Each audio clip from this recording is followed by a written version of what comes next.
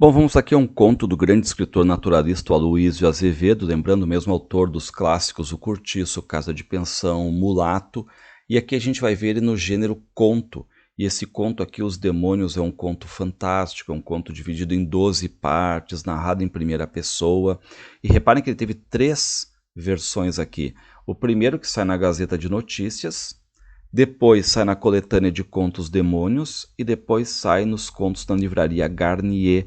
Então aqui reparem, né, ali tem a foto onde saiu na Gazeta de Notícias, mais abaixo à esquerda, tem depois aqui a edição e depois a outra edição, certo? Da Garnier. Muito bem, o narrador desse conto aqui não é nomeado, certo? Mas a gente sabe que ele é escritor e começa o conto com uma espécie de introito, ó. O meu quarto de rapaz solteiro era bem no alto, um mirante isolado por cima do terceiro andar de uma grande e sombria casa de pensão da rua do Riachuelo. Um pobre quarto, mas uma vista esplêndida. E a gente está no Rio de Janeiro, século XIX, e da varanda desse quarto de pensão aí dá para ver flores, tem uma natureza muito bonita. Reparem, únicos companheiros animados daquele meu isolamento e daquela minha triste vida de escritor. Então aqui a profissão dele, escritor, e aquela imagem que ele tem muito bonita, né? Ele vê grande parte da cidade, os morros ali. Meu prazer era trabalhar aí de manhã bem cedo, depois do café, olhando tudo aquilo pelas janelas abertas.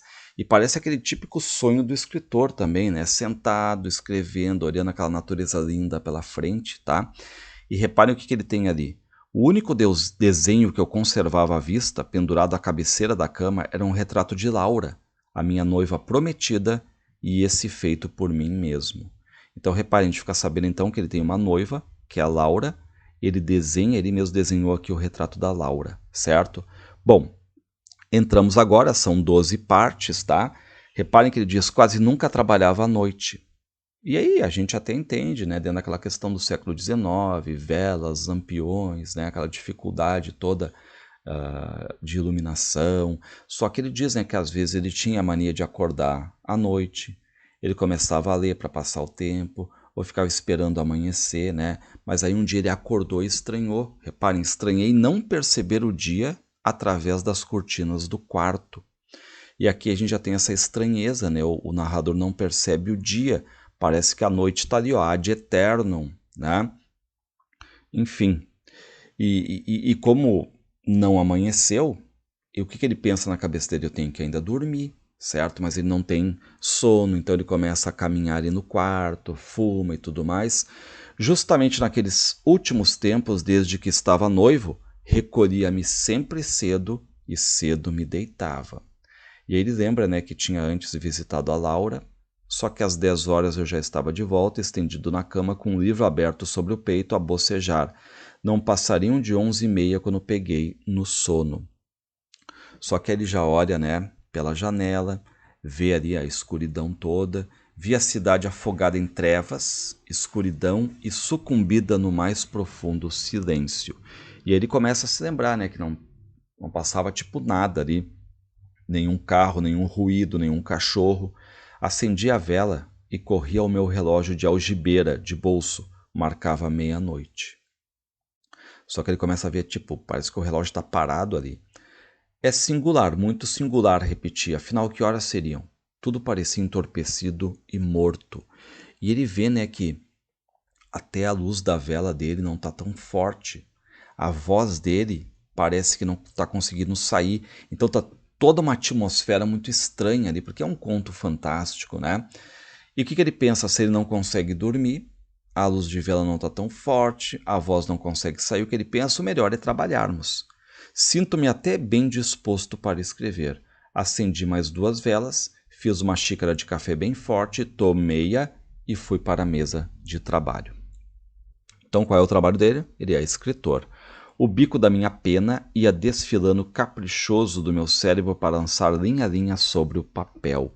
Então ele começa meio lento ali para escrever, mas depois vai começar a escrever muita coisa. E páginas se sucederam e as ideias que nem um bando de demônios, lembrem o título, os demônios, né? E as ideias que nem um bando de demônios vinham-me em plantão, as pencas. Então ele está ali, né, molhando a pena, vai escrevendo muito, muito, muito, só que de repente acordo desta vertigem como se voltasse de um pesadelo estonteado. Então repare nele, acorda dessa vertigem criativa, desse surto literário dele, e ele olha e vê que ele escreveu mas muitas páginas ali, né? Ele olha para o chão, tem um monte daquelas bitucas de cigarro, né? Muitas horas devem ter decorrido durante essa minha ausência, esse meu surto literário. Parecia-me impossível haver trabalhado tanto. E aí qual é o detalhe? Ele vai ver na janela e o tempo não passou. A noite ainda está fechada. Meu Deus, o que teria acontecido? E aí ele vai até a varanda ali, né? Ele gosta de sentir todo o cheiro das flores e tudo mais, só que, de novo, não tem cheiro nenhum, não tem nenhum perfume. Voltei ao quarto e consultei o relógio, marcava 10 horas. Ou seja, né, se passaram 10 horas realmente e ele nem sentiu o tempo passar ou não passou, tá? Teria eu enlouquecido, tá? E aí qual é o detalhe, né? Ele acaba juntando ali as folhas, né, que ele escreveu, e foram muitas. E qual é o detalhe, ó? E por melhor esforço que fizesse, não conseguia lembrar-me do que eu próprio escrevi nelas.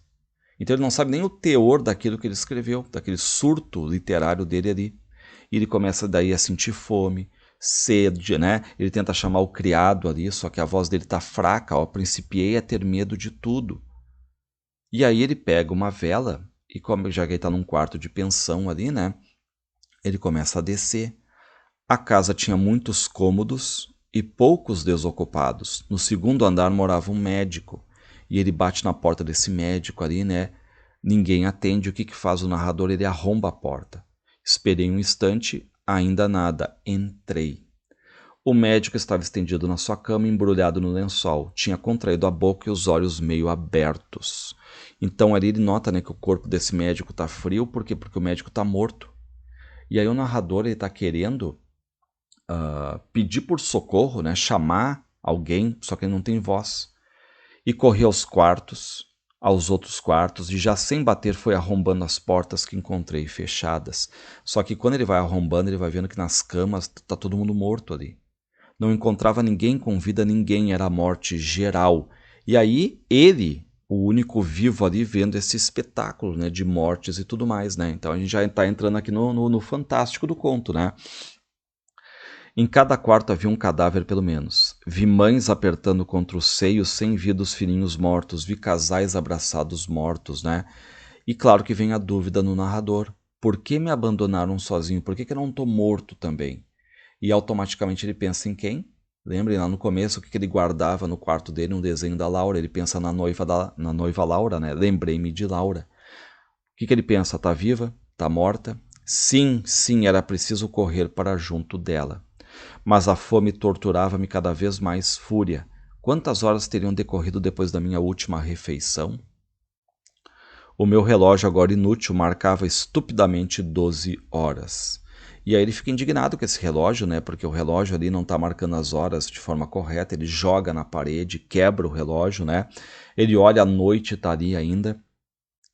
O tempo é o sol, diz ele. Se o sol nunca mais voltasse, o tempo deixaria de existir. E eu me senti perdido num nada indefinido, vago, sem fundo e sem contornos. E ele continua então a descer, né? Ele chega ali no térreo. Penetrei na sala de jantar. A porta tropecei no cadáver de um cão. Ou seja, ele olha, tá o cachorro morto, o criado tá morto, né? E aí já tem um cheiro forte de morte ali. Arrombei o armário, apoderei-me da comida que lá havia e devorei-a. Aí ele vai lá, come, bebe vinho. Foi-se me enfraquecendo a ideia de morrer com os outros e foi-me nascendo a esperança de encontrar vivos lá fora, na rua. Ou seja, sair da casa de pensão onde só tem mortos, né? E tentar procurar o quê? Vivos. E aí ele tenta achar luz, né? Lembrar velas fracas, lampião fraco, tenta acender vela, não rola. A luz ia deixar de existir e fez então a mais completa, mais cerrada escuridão. E aí o narrador sai, tá na rua agora, né? Tudo escuro, mas reparem o que ele diz: mas eu conhecia muito bem o caminho da casa da minha noiva. Então ele vai meio que tateando ali e tudo mais. e ele acha na rua já um policial morto. Já não me abalavam os cadáveres com que eu topava pelas calçadas, porque ele já estava se acostumando ali com a presença da morte, né?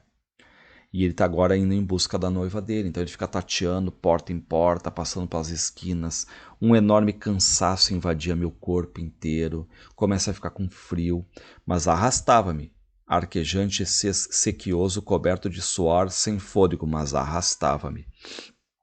E ele consegue chegar, né, tateando até a casa lá da Laura, e agora ele começa a se reanimar, ele fica feliz, ó, a casa estava aberta, mas nenhum rumor, nem o mais leve murmúrio, nem o mais ligeiro sinal de vida. E ele vai subir numa escada, e ele se lembra, né, dos detalhes dessa escada. Reparem, foi ali que eu, pela primeira vez, beijei a formosa e pequenina mão de Laura. Só que agora não está ouvindo nada, né, ele quer saber onde é que está a Laura. Conhecemos-nos havia coisa de 5 anos. Laura então era ainda quase uma criança e eu ainda não era bem um homem. E começa a se lembrar desse começo de amor com a Laura e tudo mais, ó. Vimos-nos num domingo pela manhã ao sairmos da missa, e eu ia ao lado de minha mãe, que nesse tempo ainda existia, mas para que reviver semelhantes recordações? E ele está ali na casa da Laura, entrou, tá procurando, né, e nada. Caminhei para diante, entrei na primeira alcova, tateei o primeiro cadáver. Pelas barbas reconheci logo o pai de Laura. No quarto imediato, a mãe de minha noiva jazia ajoelhada de fronte do seu oratório. Então ele já vê, né, que os pais da Laura estão mortos ali, tá? E que ele está perto do quarto da Laura. E ele vai dizer, né, pô, eu sempre respeitei esse quarto. Nunca houvera ousado penetrar naquela casta alcova de donzela. E aí ele entra no quarto. Reparem, Laura, minha estremecida Laura, estava tão fria e tão inanimada como os outros. E aí o narrador começa a chorar e tudo mais, tá? Agora o mundo para ele caiu realmente, e ele dá um beijo na boca da Laura. Será possível que tu também, Laura, me abandonasses? Sem uma palavra ao menos, morta, hás de arrastar-me contigo ao insondável pélago do nada. Sim, desceremos ao abismo os dois abraçados eternamente unidos. E aí ele tenta falar com ela e tudo mais, né? Mas a voz não sai. E ele percebe que talvez ela esteja ainda viva, ó. Ó, agora sentira perfeitamente. Sim, sim, não me enganava, ela vivia ainda, meu Deus. A agitar-lhe o corpo entre meus braços, procurando chamá-la à vida. Então ele está tentando ali, né, reerguer a Laura e tudo mais, só que ela não consegue falar. E não tem luz nenhuma ali, né? Continuei a murmurar ao ouvido da Laura as palavras mais doces e ela começou a se reanimar. Então reparem que a Laura está voltando, né? E ele diz, Laura, Laura, minha Laura, aproximei os lábios de seus lábios ainda frios e senti um murmúrio suave e medroso exprimir o meu nome. Compreendi a divinal e suprema volúpia do noivado de dois espíritos que se unem para sempre. E aqui uma coisa bem sagrada ali para ele, né? Ela passou-me os braços em volta do pescoço e trêmula uniu sua boca à minha para dizer que tinha sede. Aí o narrador vai lá, busca água, né? Depois de beber, Laura perguntou-me se a luz e o som nunca mais voltariam. Respondi vagamente. Não falávamos, apenas movíamos com os lábios. Repara então, tipo leitura labial ali, né? Tanto que eles têm que ficar frente a frente para poder se entenderem ali. Interrogamos um ao outro ao mesmo tempo. O que seria então de nós, perdidos e abandonados no meio daquele tenebroso campo de mortos? Então reparem aquela ideia, né? Somos os únicos sobreviventes, e aí? E qual é a solução? Resolvemos morrer juntos. E qual é o jeito escolhido? Ela, por fim, lembrou o mar. Dentro da ideia, vamos nos tocar no mar e tudo mais, né? Então, os dois saindo ali agarrados, né? Os únicos vivos ali, né? Só que qual é a ideia deles? É impossível viver nesse mundo de escuridão e tudo mais, então eles agora querem o suicídio, tá?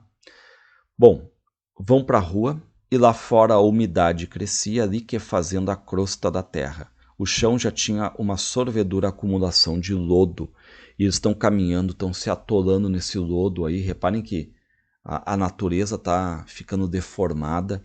Laura e eu, presos um ao outro pela cintura, arriscamos os primeiros passos e pusemos-nos a andar com extrema dificuldade procurando a direção do mar. Né? A direção do mar é a direção da morte ali, né?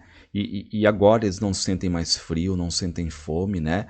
E repare o que acontece, o lodo crescia e o bolor condensava-se de um lado e de outro lado. E esse bolor crescendo ali, ó.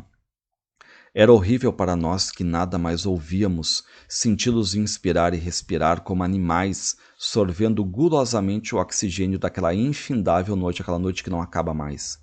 Continuamos a caminhar para diante, presos à cintura um do outro, como dois míseros miseráveis criminosos condenados a viver eternamente. Reparem, né? Condenados a viver eternamente. Era-nos já de todo impossível reconhecer o lugar por onde andávamos, nem calcular o tempo que havia decorrido. Ou seja, eles perdem ali, né, a questão, a noção de tempo, a noção de lugar. E detalhe, né, eles vão até já perdendo aquela repugnância inicial ali que tinha sobre o lodo, essa umidade, né, já não tem tanto nojo agora. Já não nos repugnava como a princípio e dava-nos agora, ao contrário, certa satisfação. E agora estão descalços ali, as roupas estão todas esfarrapadas. Laura estremeceu de pudor com a ideia de que em breve estaria totalmente despida e descomposta. As luzes da nossa inteligência desmaiavam lentamente, já não nos víamos, já não falávamos, íamos também deixar de pensar. Então reparem, né? Só falta agora eles acharem um mar ali para cometer o suicídio e terminar com tudo isso, ó. E avançamos com maior coragem na esperança de morrer. Por quê? Porque eles estão perdendo as faculdades todas ali, né? Já as faculdades mentais também. Sentimos perfeitamente o misterioso trabalho de revisceração que se travava entre nós, ou seja, de regeneração, tá? Então, eles estão sentindo o corpo trabalhando, o sangue, o organismo todo, né? Revolucionado por uma chusma de demônios. Reparem, chusma de demônios, o título aqui. E nossos músculos rebusteceram-se por encanto, e os nossos membros avultaram num contínuo desenvolvimento, e sentimos crescer os ossos, eles vão se agigantando, e sentimos a medula pulular, engrossando e aumentando dentro deles, e sentimos as nossas mãos e os nossos pés tornaram-se fortes. Reparem, né, estão sofrendo aqui uma metamorfose, né? Eles ficam ali quase como se fossem uns animais ferozes ali, e o narrador chega a tocar na Laura, vê que ela está muito forte, ó. Suas ilhargas cheias e grossas como as de um animal bravio. E assim, refeitos, pusemo-nos a andar familiarmente naquele lodo como se fôramos criados nele. Ou seja, como se fosse o habitat natural deles agora. Estão quase num processo aqui de animalização agora, tá? E agora, nessa nova estrutura em que eles se transformaram, estão agora, não querem mais ficar parados, eles querem atividade, ó. Sentimos gosto em correr, sentimos ímpetos de lutar, de vencer, de dominar alguém com a nossa força. Como se fosse uma coisa de instinto. Laura atirava-se contra mim numa carícia selvagem, seus lábios fortes de mulher irracional e estreitando-se comigo sensualmente. Reparem uma coisa animalesca agora, né? Reduzidos ao nível animal, a instintos. E o que eles conseguem ver? Ó? Uma enorme e difusa claridade fosforescente estendia-se defronte de nós a perder de vista. Era o mar. E aí quando eles olham para esse mar, é um mar um pouquinho calmo, assim, né? Um mar sem ondas, um mar até estranho. Aproximamo-nos daquele pobre oceano morto. Já não nos recordávamos da nossa intenção de afogar-nos juntos. Ou seja, né, aquela questão da ideia de um suicídio ali dos dois juntos já não está mais pegando eles, porque agora estão com mais atividade. E aí o narrador vai chamando a Laura, ela está fugindo, ó.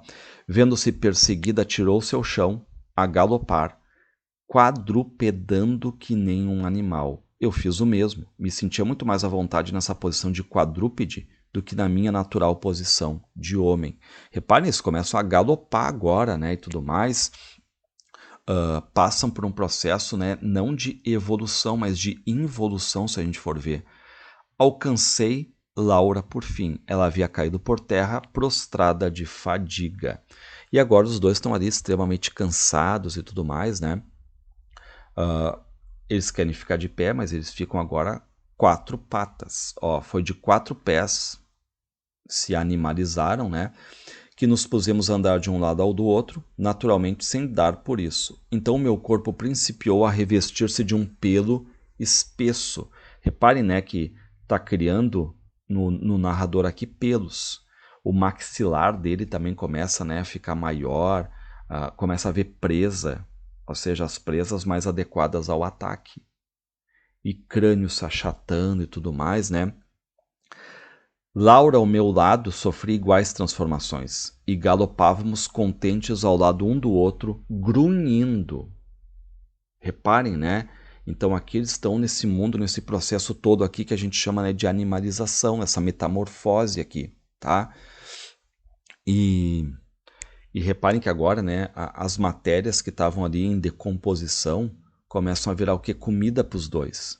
E os meus bigodes, cujos fios se inteiriçavam como cerdas de porco, serviam-me para sondar o caminho, porque as minhas mãos haviam afinal perdido de toda a delicadeza do tato. Virou um animal.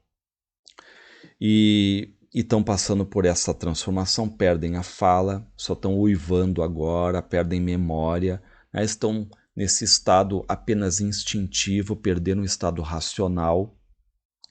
Trotando ao lado um do outro, percorríamos então o mundo perfeitamente familiarizados com a treva e com a lama, esfocinhando no chão à procura de raízes que devorávamos com prazer. Reparem, né, que o alimento agora são raízes, estão familiarizados com a escuridão, com a lama, com o lodo.